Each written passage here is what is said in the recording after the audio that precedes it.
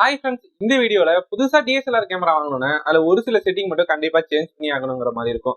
அது என்னங்கிறத இந்த வீடியோல பார்க்கலாம். இந்த வீடியோல நிக்கான் D3500 கேமரா வச்சு பார்ப்போம். நிக்கான் மட்டும் இல்லாம ஜென்ரலா எல்லா கேமராவுக்குமே செட்டிங் பொதுவா தான் இருக்கும். அதுக்கு முன்னாடி சப்ஸ்கிரைப் பண்ணாங்களா சப்ஸ்கிரைப் பண்ணிருங்க. கூடவே அந்த ஃப்ரீயா இருக்கிற லைக் பட்டனையும் ஒரு அழுத்திடுங்க.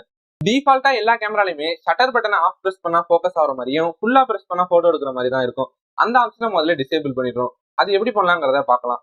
அதுக்கு ஃபர்ஸ்ட் மெனுக்குள்ள போயிட்டு அடுத்தது செட்டப் மெனுன்னு ஒரு ஆப்ஷன் இருக்கும். அதை செலக்ட் பண்ணிட்டு அதுல ஃபர்ஸ்ட் எடுத்தோடனே பட்டன் ஒரு ஆப்ஷன் இருக்கும். அதை செலக்ட் பண்ணிட்டோம்னா ஷட்டர் ரிலீஸ் பட்டன் ஒரு ஆப்ஷன் இருக்கும். அதுல போய் ஆஃப் பண்ணிக்கோங்க. இப்போ ஷட்டர் பட்டனை ஆஃப் பிரஸ் பண்ணோம்னா ஃபோக்கஸ் ஆகுறது நிப்பாட்டியாச்சு. இப்போ ஷட்டர் பட்டனை பிரஸ் பண்ணா போட்டோ மட்டும் தான் எடுக்கும். ஆஃப் பிரஸ் பண்ணா எதுவுமே ஆகாது. இப்போ இந்த ஆப்ஷன் ஆஃப் பண்ணிட்டு போட்டோ எடுக்கிறப்ப ஃபோக்கஸே பண்ண முடியாது.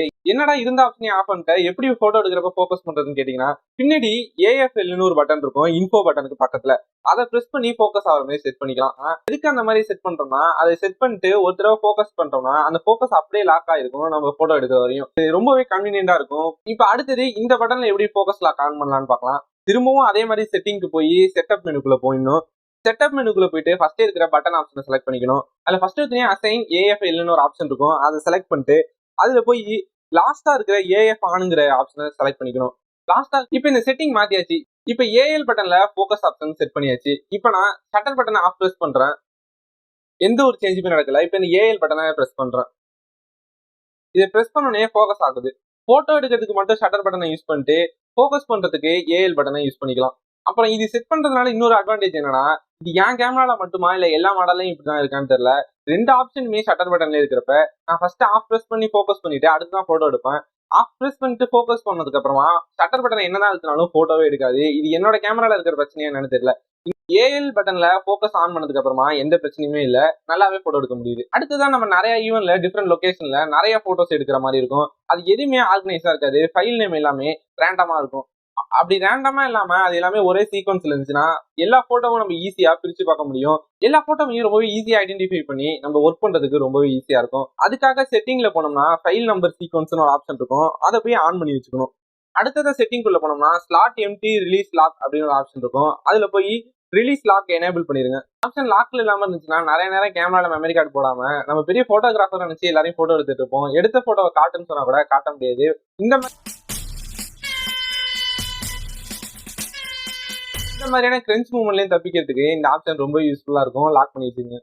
இந்த வீடியோல அடுத்ததா பார்க்க போறது காப்பிரைட் இன்ஃபர்மேஷன். இதை நிறைய பேர் அலட்சியமா விட்டுருவாங்க. ஆனா இது ரொம்பவே இம்பார்ட்டன்டான செட்டிங். இந்த ஆப்ஷன் நம்ம எனேபிள் பண்ணி வச்சிட்டோம்னா வேற யாராச்சும் நம்மளோட பர்மிஷன் இல்லாம நம்மளோட போட்டோ யூஸ் பண்றாங்கன்னா லைட் ரூம்லாம் யூஸ் பண்ணும்போது, லைட் ரூம் போட்டோஷாப் மாதிரியான ஆப்லாம் யூஸ் பண்ணும்போது காப்பிரைட் பைன்னு போட்டு நீங்க கொடுத்துருக்கிற பேர் வரும். இதனால நிறைய பேர் உங்களோட பர்மிஷன் இல்லாம இந்த இமேஜை கமர்ஷியலா யூஸ் பண்றதுக்கு பயப்படுவாங்க. அப்படியே யூஸ் பண்ணாலும் நம்மளோட இமேஜ் தாங்கிறதுக்கு ஒரு எவிடன்ஸ் ஆகும் இது இருக்கும். இது எப்படி எனேபிள் பண்ணலான்னு பார்க்கலாம். இதுக்கு மெனு ஆப்ஷன்ல போய் ஸ்டார்ட் அப் மெனுக்கு போயிட்டோம்னாலே காப்பிரைட் இன்ஃபர்மேஷன் ஒரு ஆப்ஷன் இருக்கும். அதுல போனோம்னா ஃபர்ஸ்ட் எடுத்தோடனே அட்டாச் காப்பிரைட் இன்ஃபோன்னு ஆப்ஷன் இருக்கும். அதுல டிக் பண்ணிட்டு ஆர்டிஸ்ட் இருக்கும். அதுல போய் உங்களோட பேர் கொடுத்துருங்க.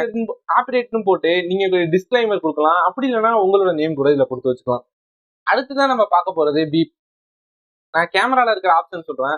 பீப் சவுண்ட் நம்ம ஃபோக்கஸ் பண்றப்ப வர சவுண்ட் தான். இது ஹைல இருந்தா எனக்கு சுத்தமா பிடிக்காது. அதனால நான் எப்போதும் லோல வச்சிருப்பேன், இல்லைன்னா ஆஃப் பண்ணி வச்சிருவேன். இது உங்களோட பர்சனல் ஃபேவரட் தான். அடுத்ததான் மெனு பட்டனை பிரஸ் பண்ணி மெனுக்குள்ள போயிட்டு அதுல இருக்கிற ஷூட்டிங் மெனு ஆப்ஷன்ல போனோம்னா இமேஜ் குவாலிட்டின்னு ஒரு ஆப்ஷன் இருக்கும். அது எப்போதுமே ரால செலக்ட் பண்ணிருங்க. ரால செலக்ட் பண்ணாதான் நம்மள எடுக்கிற இமேஜோட ஃபுல் குவாலிட்டியை நம்மளால யூஸ் பண்ண முடியும். ஜேபிஜினா அதோட கம்ப்ரஷன் வெர்ஷன் தான். ரா ஃபார்மேட்ல வச்சு போட்டோ எடுத்தாதான் இமேஜோட ஃபுல் குவாலிட்டி எல்லா டேட்டாவுமே இந்த ஃபைல்ல இருக்கும். அப்படி இல்லாம ஜேபிஜி மாதிரியான வேற ஏதாச்சும் ஆப்ஷன்ல வச்சு எடுத்தோம்னா ரொம்பவே கம்ப்ரஸ் ஆயிடும். டிஎஸ்எல்ஆர் கேமரா வாங்குறதே ஹை குவாலிட்டியில போட்டோ எடுக்கிறதுக்கு தான். இப்ப என்ன பொறுத்தவரையும் எதுக்கு டிஎஸ்எல்ஆர் கேமரா வாங்கி கம்ப்ரஸ்டு ஃபைல் யூஸ் பண்ணுங்கிறது சார். இதுக்கு பருத்தி மூட்டை பேசாம குடோன்ல இருக்கலாமே. இருக்கலாம். இப்ப ரால போட்டோ எடுத்தோம்னா எல்லா டிவைஸ்லயும் ப்ராசஸ் பண்ணாம போட்டோவை பார்க்க முடியாது. அதோட நம்ம ஃபைல் சைஸ் ரொம்பவே அதிகமா இருக்கும். ஃபைல் சைஸ் பெருசா இருக்கிற அளவு அதுல டீடைல் கண்டிப்பா இருக்கும். அடுத்ததா பார்க்க போற ஆப்ஷன் ISO சென்சிட்டிவிட்டி. இந்த ஆப்ஷன் எனக்கு பர்சனலா ரொம்பவே ஹெல்ப்ஃபுல்லா இருக்கும். நான் எப்போதுமே மேனுவல் மோட்ல தான் போட்டோ எடுப்பேன். மேனுவல் மோட்ல இருக்கும் போது எல்லா ஆப்ஷனும் நம்மளே தான் கண்ட்ரோல் பண்ற மாதிரி இருக்கும். அப்ப ISO மட்டும் ஆட்டோவா செட் பண்ணிக்கலாம். அப்ப ISO மட்டும் நம்ம ஒரு குறிப்பிட்ட லிமிட் செட் பண்ணி அது வரையும் ஆட்டோவா செட் பண்ணிக்கலாம். இந்த கேமரால ஒரு 1600க்கு மேல ISO ரேஞ்ச் எடுத்துட்டு போனோம்னா நாய்ஸ் நல்லாவே விசிபிளா இருக்கும். அதுக்கு மேல நான் எடுத்துட்டு போக மாட்டேன். இந்த கேமரால 1600க்கு மேல நான் ISO எடுத்துட்டு போக மாட்டேன். எடுத்துட்டு போனா கண்டிப்பா நாய்ஸ் இருக்குங்கிறது எனக்கு தெரியும். அதனால ஐஎஸ்ஓ சென்சிட்டிவிட்டி ஆப்ஷனுக்குள்ள போய் அதை ஆன் பண்ணிக்கிறேன். ஆன் பண்ணதுக்கு அப்புறம் மேக்ஸிமம் சென்சிட்டிவிட்டியில போய் 1600 செட் பண்ணிட்டேன். இப்போ நான் மேனுவல் மோட்ல வச்சு போட்டோ எடுத்தாலுமே ஐஎஸ்ஓ மட்டும் ஆட்டோல தான் இருக்கும். ஆனா அது மேக்ஸிமம் 1600 மேல போகாது. அதனால இந்த ஆப்ஷன் ரொம்பவே யூஸ்ஃபுல்லா இருக்கும். கண்டிப்பா ட்ரை பண்ணி பாருங்க.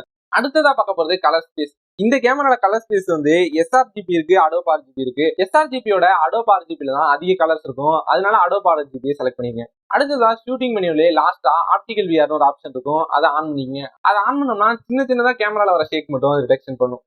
என்னோட கேமரால மெயினான இந்த செட்டிங் மட்டும் தான் சேஞ்ச் பண்ணி வச்சிருக்கேன். இது இல்லாம custom white balance, focus metering இந்த மாதிரி ஒரு சில ஆப்ஷனும் எனக்கு அந்த மாதிரி சேஞ்ச் பண்ணி வச்சிருக்கேன். அந்த ஆப்ஷனை பத்தி டுட்டோரியல் வீடியோ வேணும்னா கமெண்ட் பண்ணுங்க. அவ்வளவுதான் இந்த வீடியோ பிடிச்சிருந்தா லைக் பண்ணுங்க. மறக்காம இந்த சேனலை சப்ஸ்கிரைப் பண்ணிருங்க.